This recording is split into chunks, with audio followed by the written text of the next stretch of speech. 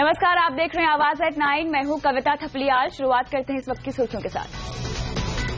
Food retail में 100% FDI पर लग सकता है शर्त का बोझ। सीएनबीसी आवाज एक्सक्लूसिव 25% रकम लगाना होगा। बुनियादी सुविधाओं में औपचारिक आदेश जल्द।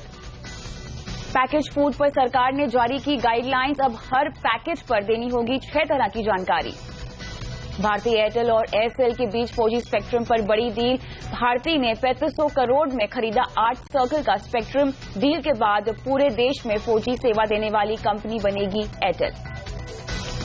रिलायंस जियो को सुप्रीम कोर्ट से बड़ी राहत। 4G लाइसेंस देने के खिलाफ याचिका रद्द। 23,000 मेगाहर्ट्ज स्पेक्ट्रम के इस्तेमाल को हरी झंडी।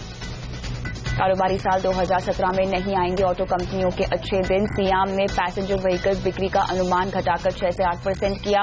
बाइक स्कूटर की बिक्री पर भी रहेगा दबाव। नए साल की बेहद सुस्त शुरुआत। गुड़ी पाड़वा की वजह से करेंसी बाजार और बैंक बंद होने का असर, लेकिन मिड कैप शेयरों में खरीदारी। 400 साल बाद आदि आबादी को शनि शिंगणापुर मंदिर में पूजा का हक मिला।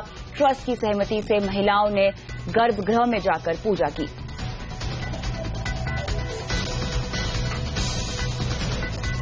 सीएनबीसी आवाज को मिली एक्सक्लूसिव जानकारी के हिसाब से फूड रिटेल में 100% विदेशी निवेश पर सरकार कुछ शर्तें लाद सकती है। खबरों के मुताबिक बुनियादी सुविधाओं को मजबूत करने के लिए 25% रकम लगानी होगी। सरकार औपचारिक तौर पर इसका ऐलान जल्द ही कर सकती है। और इस खबर पर और जानकारी के लिए हमारे साथ अब जुड़ रहे हमारे ब्यूरो चीफ लक्ष्मण रॉय। लक्ष्मण, ये बताएं कि आखिर क्या शर्तें हैं फूड रिटेल में एफडीआई को लेकर? जो हमें सूत्रों से जानकारी मिली है उसके मुताबिक सरकार फूड रिटेल में जो 100% विदेशी निवेश का ऐलान किया था उसको लागू करने से पहले उसमें कई सारी शर्तें जोड़ सकती है सरकार। पहली शर्त और सबसे अहम शर्त ये हो सकती है कि फूड रिटेल में जितना विदेशी निवेश लाएंगे उसका कम से कम 25% हिस्सा आपको बैकएंड इंफ्रास्ट्रक्चर में लगाना होगा। यानी कृषि क्षेत्र में सिंचाई की सुविधा देनी हो, या फिर आधुनिक तकनीक को बढ़ावा देना हो, या फिर किसी क्षेत्र में आपको बिजली की सप्लाई दुरुस्त करनी हो, इस पर आपको कम से कम 25% खर्च करना होगा। दूसरी महत्वपूर्ण शर्त ये जोड़ी जा सकती है कि फूड प्रोडक्ट खरीदने का पहला अधिकार सरकार का होगा, फूड रिटेल कंपनियों का दूसरा अधिकार होगा। तीसरा कि 100% विदेशी निवेश आप फूड प्रोसेसिंग यूनिट में भी ला सकते हैं और फूड की मार्केटिंग में भी ला सकते हैं। ये सारे सुझाव फिलहाल फूड प्रोसेसिंग मंत्रालय की तरफ से दिए गए हैं। इस पर अंतिम फैसला जल्द लिया जा सकता है। लक्ष्मण, मार्केटिंग में भी यहाँ पर 100% एफडीआई छूट है, इसका क्या मतलब समझा जाए?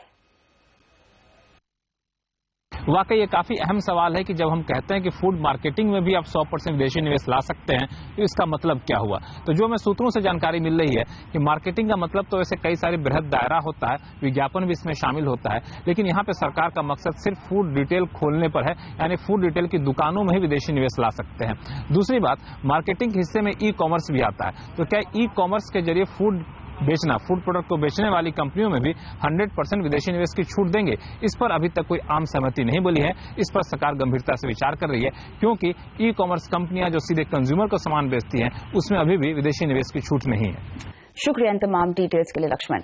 सरकार ने पैकेज फूड को लेकर बड़ा फैसला किया है। अब से जो भी खाने पीने की चीज पैकेज्ड फॉर्म में होगी उस पर कंपनियों को 6 जानकारी देना अनिवार्य होगा और पैकेट के साइज के कम से कम 40% एरिया में ये जानकारी लिखित होनी चाहिए ताकि खरीदने वाला व्यक्ति उसे ठीक से पढ़ सके। उपभोक्ता मामलों के मंत्री रामविलास पासवान ने कहा है कि इस नियम को जुलाई से लागू करने के लिए जरूरी कदम उठाए जाएं। नए नियम के मुताबिक पैकेट पर मैन्युफैक्चरर, पैकेजर, इंपोर्टर, प्रोडक्ट की क्वांटिटी और manufacturing date, retail sale price और कंज्यूमर केयर कंटेंट देना अनिवार्य होगा। रामविलास पासवान ने यह भी कहा है कि उपभोक्ता की शिकायतों को सुनने के लिए क्विक रिस्पांस सिस्टम बनाया जाएगा और जो नेशनल कंज्यूमर हेल्पलाइन पहले से चलने में है उसी की मॉनिटरिंग एक सीनियर अधिकारी हर रोज करेगा।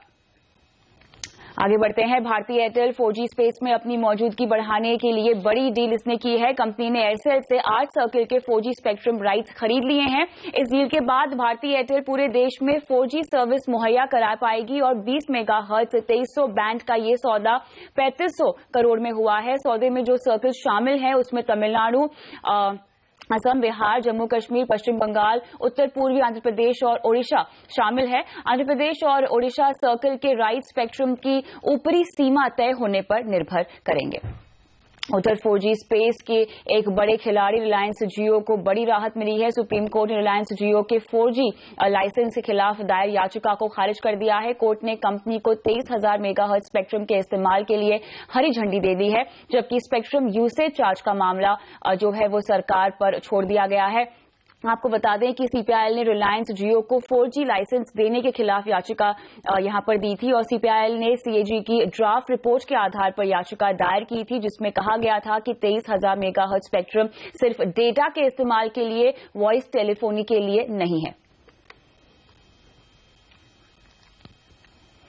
मार्च महीने में कमर्शियल वाहनों की बिक्री में शानदार बढ़त देखने को मिली है, लेकिन घरेलू कारों की बिक्री सुस्त रही है। मार्च में कमर्शियल वाहनों की बिक्री 22% बढ़कर 89,000 यूनिट से ज्यादा रही है, जबकि घरेलू कारों की बिक्री 0.3% गिरकर 1,75,000 यूनिट रही है। पैसेंजर वाहनों की सेल्स लगभग 5% बढ़कर 2.5 लाख यूनिट रही है। टू व्हीलर्स की बात करें तो इनकी बिक्री लगभग 10.9% से बढ़कर 14.5 लाख यूनिट रही है और ये आंकड़े आज society of Indian automobile manufacturers यानी सियाम ने जारी किए हैं। हालांकि सियाम के मुताबिक अगले साल पैसेंजर कारों के लिए भारतीय बाजार अच्छा नहीं है।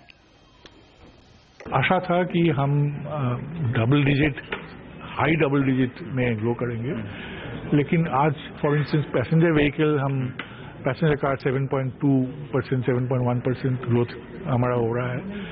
ये ठीक है, हो रहा है, बट हमारा इससे बहुत ज्यादा हो सकता था। हमने पहले एक मॉडल के बेसिस पे एक 11% हमारा रिजल्ट आया था।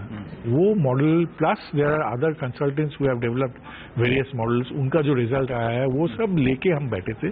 We do every year something called looking ahead conclave. उस कॉन्क्लेव में ये दिखा गया कि अदर जो स्टेक होल्डर्स है, like vehicle manufacturers, like the financial institutions, like the analyst, इस तरह का लोग सब मिलके बैठ के एक साथ एक ब्रेनस्टॉर्मिंग मीटिंग किया। वहां पे से ये नंबर निकला 6 to 8। तो हमने ये शेयर किया। चलिए इस खबर पर विस्तार से बात करते हैं। हमारे साथ अब जुड़ रहे हैं हमारे संवाददाता रोहन सिंह। रोहन, ये बताएं कि आखिरकार बाजार में मंदी की जो बात यहाँ की जा रही है उसके पीछे क्या वजह है? कविता, ऑटो इंडस्ट्री का मानना है कि अगले साल जो कार की डिमांड है वो कम होगी, लोग कम कार खरीदेंगे और उसके पीछे ऑटो इंडस्ट्री बहुत हद तक सरकार को दोषी कह रही है कि सरकार की पॉलिसीज में जो है कोई क्लैरिटी नहीं है और ऑटो इंडस्ट्री के लिए कोई रोड मैप नहीं है। जो आज जो सियाम की जो प्रेस कॉन्फ्रेंस हुई उसमें उन्होंने कहा कि ऑटो इंडस्ट्री भारत में सबसे ज्यादा टैक्स इंडस्ट्री है और इसलिए गाड़ियां महंगी होगी, लोग कम खरीदना चाहेंगे। और भी कई फैक्टर्स है। पिछले कुछ दिनों में जिस तरह से पर्यावरण को लेकर जागरूकता हुई और उसमें ऑटो इंडस्ट्री को सबसे बड़ा दोषी पाया गया, तो और सुप्रीम कोर्ट से लेकर तमाम सरकारी एजेंसियों ने ऑटो इंडस्ट्री कई सारे बैन और सेस लगाए। इन सब और अभी इस बजट में भी हमने देखा कि इंफ्रा सेस लगाया गया और अब इन्वायरमेंट सेस लगाने की बात हो रही है। तो इन फैक्टर्स की वजह से ऑटो इंडस्ट्री का मानना है कि अगले साल जो पहले उम्मीद थी 11% की, उसको उन्होंने कम करके 6 से 8% के बीच कर दिया है और उम्मीद ये कर रही है कि शायद इसी रेंज में अगले साल जो ग्रोथ रहेगा वो रहेगा। यहाँ पर एक और खबर आ रही है कि रोहन, डीजल कार मेकर्स के बीच में सेस को लेकर मतभेद है। ये बताएं कि जो आज आला ऑफिसर्स की बैठक हुई थी ऑटो कंपनियों की, उसमें से क्या निकल कर आया?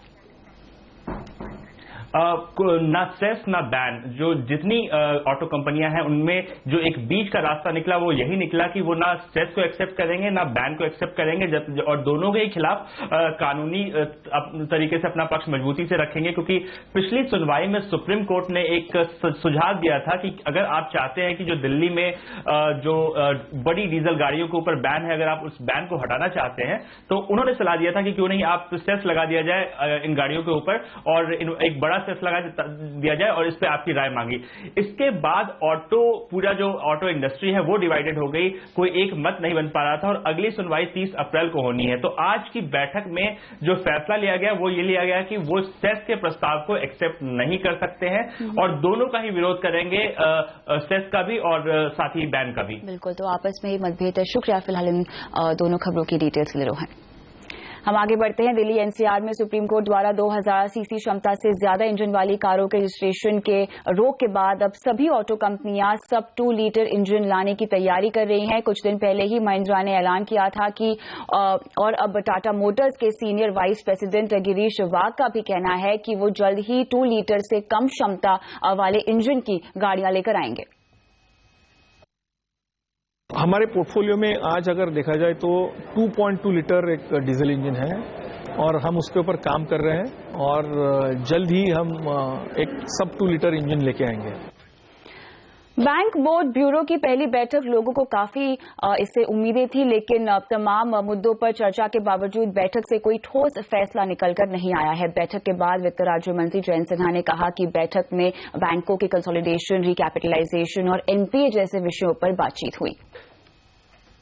पब्लिक सेक्टर बैंक्स जो हैं उनका हम लोग एक रिफॉर्म एजेंडा लेकर आगे बढ़ रहे हैं। अगर हम लोगों को बैंकों को सहयोग देना है, समर्थन देना है, जिसमें कि वो विनिंग स्ट्रैटेजीज तैयार करें, तो वो किस तरीके से किया जाएगा, बैंक के बोर्ड्स के साथ किस तरीके से हम लोग काम कर सकते हैं, तो उस पर हम लोगों ने बातचीत की। बैंक्स का हम लोगों को सोचना है कि किस तरीके से ज़्यादा कंपेटिटिव हों और अगर उन्हें इस बदलते हुए फाइनेंशियल सेक्टर लैंडस्केप में कम्पीट करना है तो उसमें कंसोलिडेशन की क्या भूमिका होगी और कैपिटल उनको कितना हमें देना पड़ेगा, तो इस विषय पे भी हमारी लंबी चर्चा हो। स्ट्रेस्ड एसेट्स जो हैं और जो एनपीए रिकग्निशन बैंक्स का हो रहा है उसको हम लोग और बेहतर कैसे कर सकते हैं, अगर कोई अड़चन आ रही है, कोई कठिनाइयां आ रही हैं तो उसका किस तरीके से समाधान किया जाए।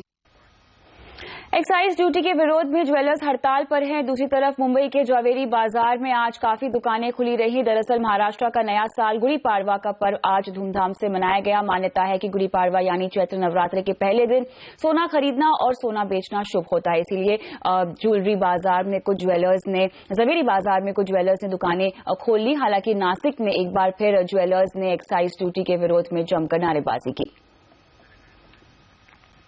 हड़ताल पर ऑल इंडिया स्वर्णकार एक्शन कमेटी के संयोजक योगेश सिंगल का कहना है कि जब तक सरकार नहीं मानती तब तक हड़ताल जारी रहेगी।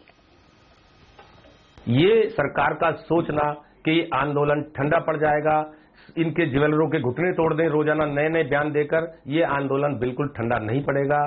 ये आंदोलन और विकराल रूप ले लेगा। लोगों में गुस्सा है कि हमने मोदी जी को वोट दिया था तो बीच में जेटली जी कहां से आ गए। लोग सीधे सीधे कहने लगे हैं कि हम बीजेपी को छोड़ देंगे। विपक्ष के साथ हमारे व्यापारी भाई जाने के लिए तैयार हैं। अब बात करते हैं शेयर बाजार में आज हुए कारोबार की। गुड़ी पाड़वा की वजह से करेंसी बाजार और बैंक बंद होने का असर आज बाजार पर देखने को मिला। सेंसेक्स 12 पॉइंट की कमजोरी के साथ बंद हुआ, वहीं निफ्टी 9 पॉइंट बढ़कर बंद हुआ है। हालांकि मिड कैप और स्मॉल कैप शेयरों में हमने तेजी देखी। बाजार का पूरा हाल जानने के लिए जुड़ते हैं सीएनबी से आवाज के मार्केट एडिटर अनिल सिंघवी से। अनिल जी, बाजार में हमने काफी वॉलेटाइल सेशन आज देखा है, ये बताएं कि इसके पीछे आखिर वजह क्या रही? छुट्टियों की वजह से बाजार में आज कामकाज पर असर पड़ा, लेकिन हाँ, सबसे बड़ी वजह उतार चढ़ाव की ग्लोबल मार्केट्स की वजह से रही। सुबह एशियाई बाजार कमजोर थे, लेकिन दोपहर के बाद यूरोप में मजबूती और डाउ फ्यूचर्स की मजबूती बाजारों में निचले स्तरों से थोड़ी रिकवरी दिखाने में कामयाब हुई। वहीं एफआईएस की तरफ से बिकवाली का दबाव बरकरार है, कैश मार्केट में भी और इंडेक्स फ्यूचर्स में भी, जो बाजार को ऊपर टिकने में मुश्किल दिखा रहे थे। लेकिन घरेलू फंड आज छुट्टी की वजह से एक्शन में बहुत ज्यादा थे नहीं और 60,500 के आसपास लोग मानकर चल रहे हैं कि निफ्टी पर अहम सपोर्ट है। वायदा कारोबार में जो पोजीशंस बनी है तो थोड़ी शॉर्ट कवरिंग आती हुई दिख रही है और कैश मार्केट के स्टॉक्स में अच्छी खासी खरीदारी और बिकवाली का दबाव भी कम होता हुआ दिखा। तो ये तमाम रीजन है जिससे बाजार में ऊपर नीचे कारोबार होता दिखा। सुस्ती रही सेंसेक्स और निफ्टी में एकदम शांत क्लोजिंग, लेकिन मिड कैप स्मॉल कैप शेयरों में अच्छी खरीदारी और बैंक निफ्टी भी 1/4% ऊपर, यहाँ आधा से 1% तक की मजबूती और बढ़ने वाले शेयरों की तादाद काफी बेहतर। बिल्कुल, लेकिन अनिल जी ये बताएं कि इस तरह के बाजार में आज हमने कहां सबसे ज्यादा हलचल देखी?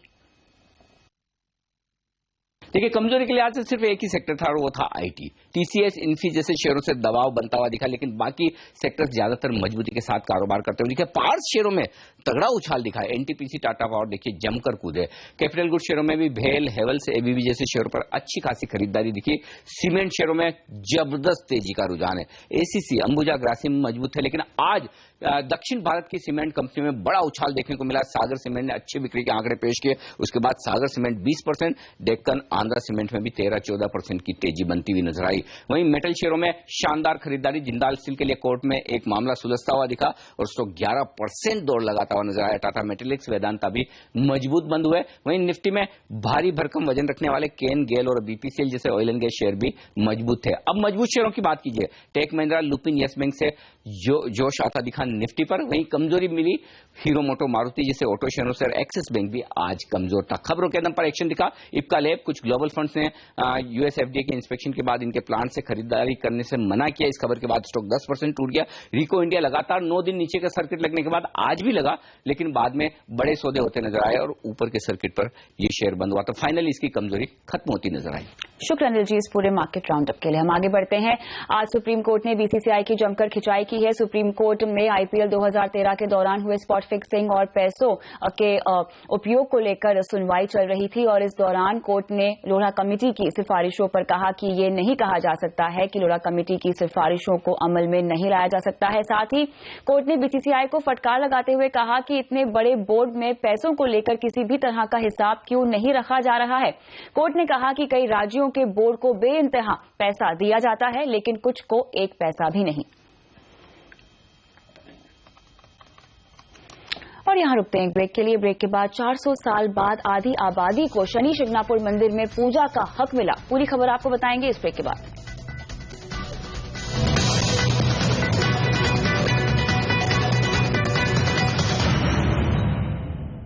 बाजार में दबाव म्यूचुअल फंड्स के रिडिम्पशन के चलते भी है और जो निवेशक भारी कमाई की उम्मीद लेकर 2 साल पहले बाजार में आए थे वो अब पैसे निकाल रहे हैं। और आखिर वजह क्या है इसके पीछे जानने के लिए जुड़ते रिसर्च एनालिस्ट डिम्पी कालरा से। डिम्पी, ये समझाएं कि म्यूचुअल फंड में से जो निकासी हो रही है, जो रिडिम्पशन हो रहा है, उसके पीछे आखिर वजह क्या है?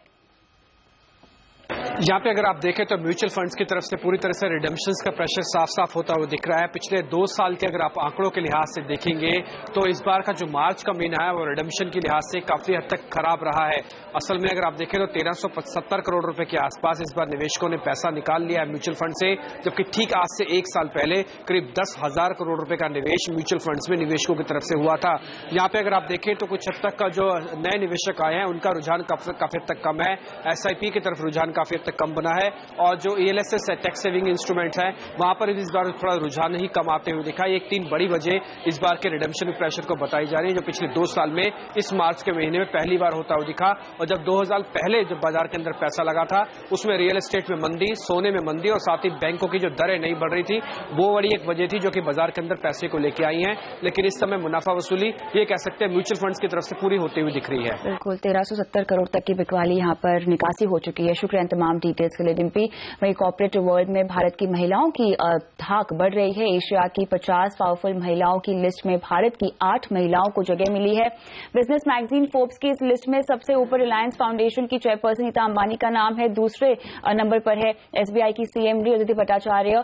मूव सिग्मा की सीईओ अंबिका धीरज भी इस लिस्ट में शामिल है और साथ ही वेल्सपिन इंडिया की दीपाली गोयनका, ल्यूपिन की विनीता गुप्ता, आईसीआईसीआई बैंक की एमडी और सीईओ चंदा कोचर का नाम भी इस लिस्ट में शामिल है। इसके अलावा वीएलसीसी की हेल्थ केयर की फाउंडर वंदना लूथरा और बायोकॉन की फाउंडर और एमडी किरण मजुमदार शॉ का नाम भी एशिया की 50 पावरफुल विमेन में शामिल है। सीआईए के नए चेयरमैन डॉक्टर नौशाद फोर्ब्स मानते हैं कि माल्या मामले के कारण देश के कारोबारियों की छवि खराब हुई है और आर्थिक मामलों पर फोर्ब्स से खास बातचीत की हमारे ब्यूरो चीफ लक्ष्मण रॉय ने। हमारे साथ बातचीत करने के लिए हैं सीआईए के नए प्रेसिडेंट नौशाद फोर्ब्स। सर, आपका स्वागत है सीएनबीसी आवाज में। मार्च लास्ट वीक में फाइनेंस मिनिस्टर का एक स्टेटमेंट आया, वो ये कह रहे थे कि एनपीए इशू को लेकर, डिफॉल्टर इशू को लेकर विजय माल्या ने जो कुछ किया उससे विजय माल्या का इमेज डेंट नहीं हुआ है, बल्कि पूरे इंडियन कॉर्पोरेट के इमेज को एक धक्का पहुंचा है। आप सहमत हैं इससे? So, it's one of those things when you have someone who has a particular reputation problem, yes, it affects the broader sector. But I think one should see it from 3 perspectives. There's a moral perspective, there's a business perspective, and there's a legal perspective. There's the legal issue. If one breaks a law, there need to be legal consequences. So if in the process of going bust and going bankrupt, you break the law, then you need legal consequences. I think from the perspective of business, from the perspective of the press, from the perspective of the government, we should focus on the legal issues that are involved in any case, including the case of Vijay Mallya, and not on the other two issues. Moral issue is a personal thing. Business issue, going bankrupt, is a consequence of taking risk. ये क्या GST के तहत जो tax के rate हैं उसको हम लोग कॉन्स्टिट्यूशन बिल में मेंशन करें या ना करें? बीइंग इंडस्ट्री चैम्बर, आपकी क्या राय है? Well, we agree with the view that, you know, that if you bind the rate in the Constitution, it causes a problem. But this is, if that's the only way in which we can go ahead, then we should go ahead, because the benefits of GST will flow to the economy so dramatically and so quickly. You know, we have estimated that our growth rate would go up by about 1.5% each year. हम आगे बढ़ते हैं अब बूंद बूंद तरसती जिंदगी पर हमारी खास पेशकश।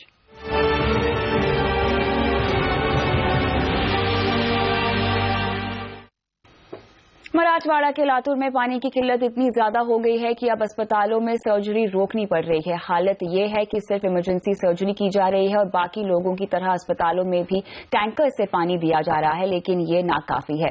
एक बड़ी दिक्कत ये है कि अस्पतालों में टैंकर से दिए गए पानी की गुणवत्ता को लेकर भी समस्या आ रही है। आपको बता दें कि मराठवाड़ा में 100 साल का सबसे भयंकर सूखा आया है और यहाँ के ज्यादातर डैम सूख चुके हैं। हॉस्पिटल की कंडीशन बहुत बुरी चल रही है। पानी की समस्या की वजह से काफी प्लान सर्जरी जो है, नियोजित सर्जरी जो है, वो काफी हद तक कम हो गई है। अराउंड 70% कम हुई है। ओपीडी में भी काफी मात्रा में कम हुई है, करीबन 30% ओपीडी कम हो गई है और सिर्फ इमरजेंसी सर्जरी चालू है। सीएम देवेंद्र फडणवीस ने बॉम्बे हाईकोर्ट के सामने महाराष्ट्र सरकार का मजबूती से पक्ष रखते हुए कहा है कि आईपीएल मैच के दौरान पानी उपलब्ध नहीं कराया जाएगा। उन्होंने ये भी कहा कि इस वजह से अगर महाराष्ट्र से मैच दूसरे राज्य में शिफ्ट भी किए जाते हैं तो उन्हें इसकी परवाह नहीं है। Government has taken strong position in the high court. We have said that we will not provide portable water for IPL for this season. Even if IPL is shifted, we have no problems, but no potable water will be provided. And it was put forth by the organizers that they would use non-potable water. We have said that unless we ensure that it is a non-potable water, we cannot allow. So we are okay even if it is shifted.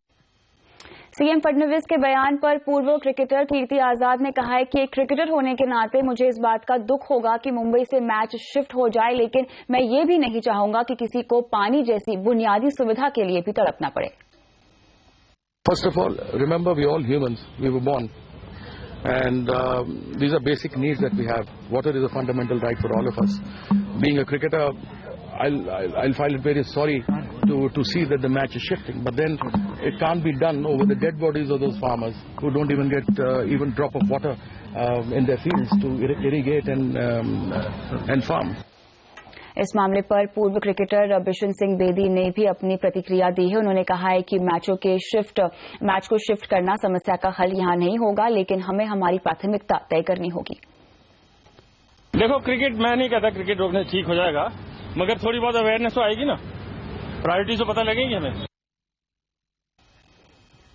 वहीं देश में सूखे का संकट विकराल है और इसकी मार मराठवाड़ा से सबसे ज्यादा बढ़ रही है, तो देश के 9 राज्य प्यास से बेहाल हो गए हैं। मराठवाड़ा के लातूर में लोग रात भर जागकर पानी का इंतजार करते हैं।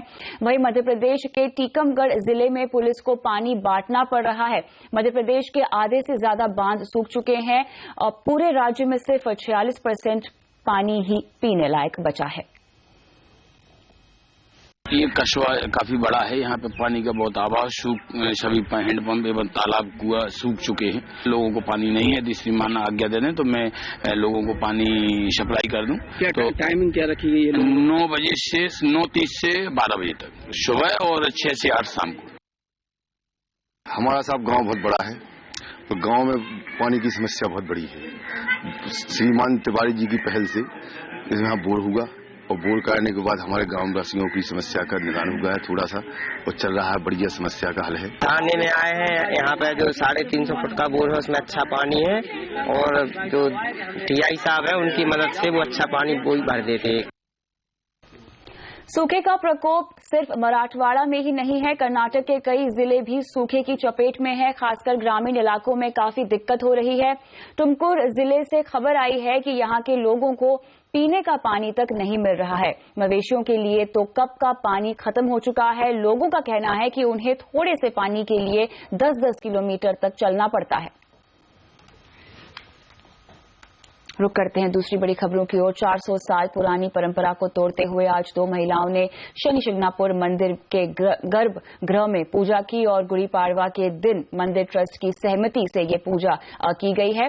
मंदिर में प्रवेश को लेकर लंबे समय से महिलाएं भूमाता ब्रिगेड के बैनर तले आंदोलन कर रही थी और देश के संत समाज ने भी इस पर खुशी जताई है। संतों ने कहा है कि ये एक अच्छा कदम है। अभी थोड़ी देर पहले खबर आई कि भूमाता ब्रिगेड से जुड़ी महिलाएं भी मंदिर में पूजा करने के लिए पहुंची हैं। बचपन की यादें लौटाने आया है मोगली। इस हफ्ते सिनेमाघरों में रिलीज हुई है फिल्म द जंगल बुक। कैसी है ये फिल्म, बता रहे हमारे फिल्म समीक्षक राजीव मसंद।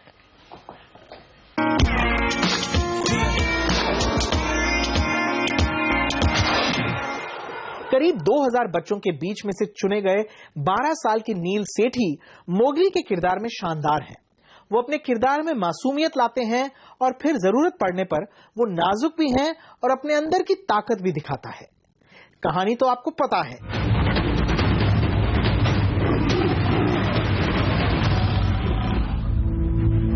अगर तुम सबके साथ नहीं रहोगे तो किसी का नाश्ता बन जाओगे। बचपन में अनाथ हो चुके बच्चे मोगली को एक भेड़िया रक्षा ने पाला है।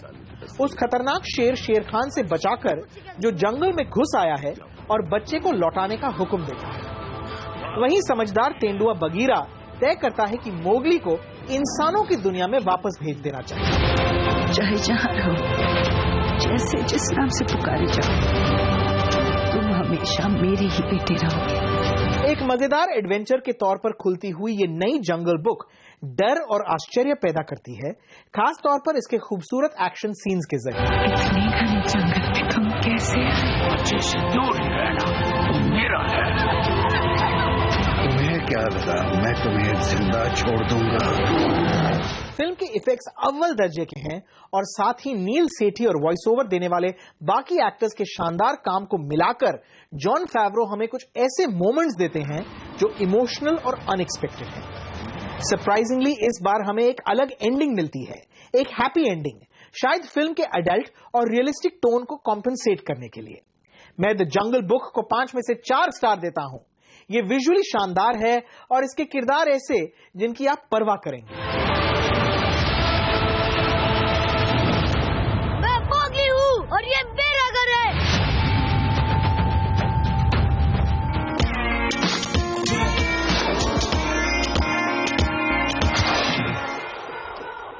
इसी के साथ आवाज एट 9 में इतना ही, लेकिन आप बने रही CNBC आवाज पर। नमस्कार।